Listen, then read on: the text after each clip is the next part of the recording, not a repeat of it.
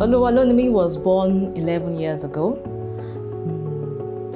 She was born preterm, and while in the incubator, she had a mild jaundice as well as sleep apnea. 4 months after, she wasn't meeting her developmental milestones. And at 8 months, she was diagnosed with cerebral palsy. Cerebral palsy is a damage to the part of the brain that affects the muscles. So her movement was affected. At 18 months, we had an appointment with her pediatric neurologist. And he said on a scale of 1 to 5, if 1 is least affected and 5 is most affected, Oluwalonimi was a 5. You have a child, but you now found out that her cognitive wasn't good enough in movement. We were devastated, but my husband and I were determined to give her the best support and love that we could give her. And when we consulted with people, we're told that for children like Oluwalonimi, they can only thrive in special education schools. When I found out in 2016, quite by accident, that the Nigerian education system was denying children like me an education, it broke my heart. It didn't make sense to me because I was born and raised in Nigeria, and I got the opportunity to go to the same schools as my typical siblings. So I didn't understand how we went from a country where children were allowed to come to school to this country where we were in 2016, where parents were reaching out to me saying the schools said to us, oh, we don't admit children like this here.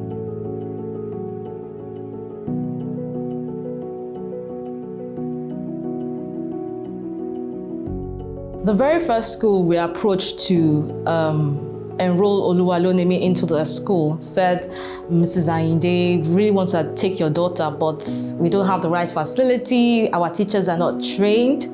And that challenge is so common, with schools, with mainstream schools in Nigeria. And she had met all the specialists and all the whoever was who is who in the medical community, and they had said to her, oh, this child is never going to be able to learn anything. You just need to, keep her at home, feed her, and whatever. As at age 3, Oluwalonimi was completely nonverbal. However, I walked into that house, looked at this child, and I could tell she was cognitively 110% there. It was one of the therapists that told us that we should enroll Oluwalonimi in mainstream school so that she could learn social skills.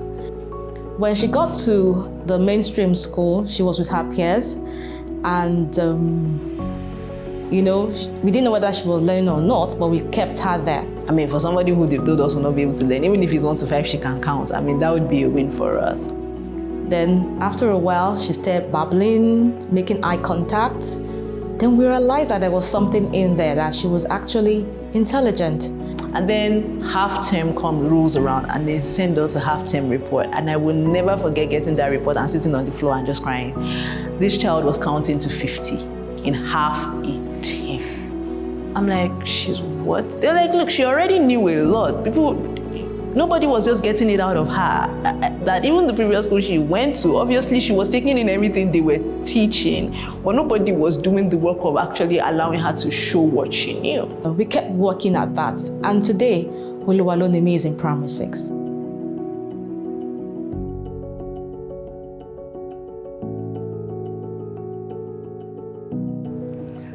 Oluwalonimi is quite an interesting student of Brookhouse School.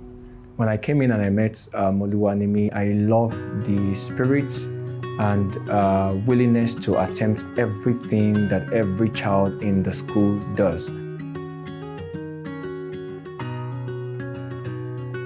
I noticed that she's a very cheerful child, and she's always willing to talk to people. I was at the gates receiving children in, so Nimi came in and greeted me and said, Miss Olunlade, you look very beautiful. I was like, oh wow. I now asked her again, okay, so who's the most beautiful person in this world? She now said she was the most beautiful person. Wow, so Nimi knows that she's very beautiful, even in her state, that she's still a very beautiful girl. She's not someone to shy away from responsibilities. Even when you're in class, she makes attempt to answer questions that every other child answers. And if you ask her a question based on the way you look at her, she will let you know. Easy peasy, trying to tell you that the question is too simple for my level. Or maybe I should put it this way. What does the government use our tax for? Maybe do you want to give a sense? Okay.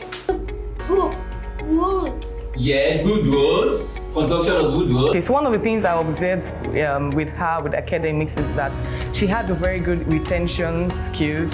She's able to understand even after, even when you introduce a video to her, after watching it, you don't have to do further explanation. So she's able to understand and also relate with her peers in class. While being around with Nimi, sometimes I even forget that she has a disability. Sometimes I tend to think that it's not really a disability, it's more or less like a different ability. Her personality amazes me because she always has the courage to do stuff that no one does. When it was time for election to select the SRC, and Nimi showed an interest in being the head girl. Of course, there are other pupils and students that wanted to be the head girl too, but it was like an unanimous decision. Everybody wanted Nimi to be the head girl. And when the election was done, Nimi, of course, came out top, and she was elected as the head girl of the school. Among the prefects, she has been very active in terms of the initiative that she has introduced to the school. Some of this initiative includes she initiated the Fruit Day that we now observe every Tuesdays and Thursdays, where she ensures that every child brings in fruits instead of snacks, which is of course encouraging eating healthy within the school. She's presently working on a project, a very great project about improving the school library. And she's not just doing it for the school, she's also extending it to a community school around, a low-cost school around, to ensure that we encourage the reading culture among students.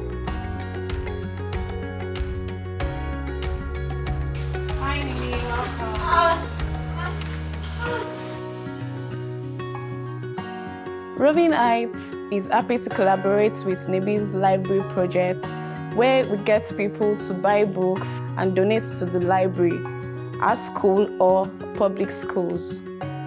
You see, one thing about inclusion is it helps the child to see others the way they are doing things and longing to do it also.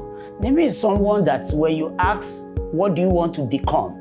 You know, she will tell you she wants to be a dancer. It doesn't matter how severely impaired a child is. We cannot and we can never be sure of how much a child is cognitively competent unless we give them a chance to try. For me, inclusion is everything. I'm an advocate for inclusive education because this is a period whereby a typical child and an additional needs child can learn in the same classroom, right? In an inclusive classroom is that it enables the child to copy from another type of person, right? The children in the classroom also benefit because they will learn about empathy, diversity, acceptance, inclusion, and when they grow up and become the leaders, they will be the advocates for persons living with disability in the community. Everyone is special in their own way. Talk to them, show them love, and show them actions, attitude. They will definitely bring out their best.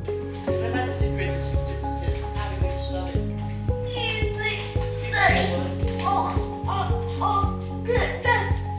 15 over 100. Times what? Times what? 100 what? 100 what?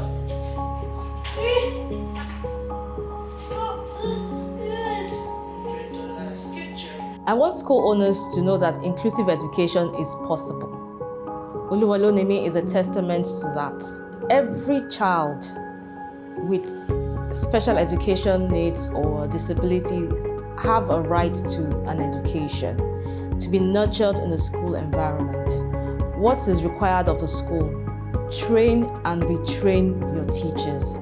It's not every time that you require a special education teacher in the classroom There are one or two skills that a classroom teacher can be taught, to work with children with diverse needs. Because the truth is that every child has the capacity to learn. We may not be able to learn in the same way, and we may not be able to learn at the same speed, but the capacity to learn is embedded in every child. It's just up to us to find how they learn and then leverage that to actually show what they can do.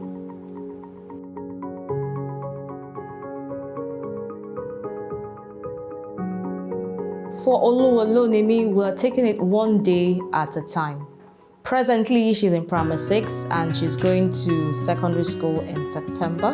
We're looking into assisted technology for Oluwalonimi, especially communication gadgets, and particularly the eye-to-speech technology by Toby Dynavox, whereby she can use her eyes to type and can be turned into speech. We believe with that, she'll be able to communicate better and people will be able to understand what she's saying and how much she knows. And it has been my absolute pleasure to watch Nimi just become this amazing. I mean, today I say to my mom, this girl's smarter than me, because the amount of mental everything she does, I can't do it. I call her my miracle baby. She's daddy's girl. That I know. Anytime if we want to, at prayer times, when she needs to sit down, it is wanting to sit down with daddy. I said, what do you want to become? And Nimi shouted, I want to be a dancer. And I said, well, every dream can come true. So keep pushing, keep fighting, you will get there. I know her favorite color is yellow, and she loves to eat cake. So just keep shining, keep flying, and keep embracing every good thing that comes your way. When she's moving to secondary school, definitely I will be there.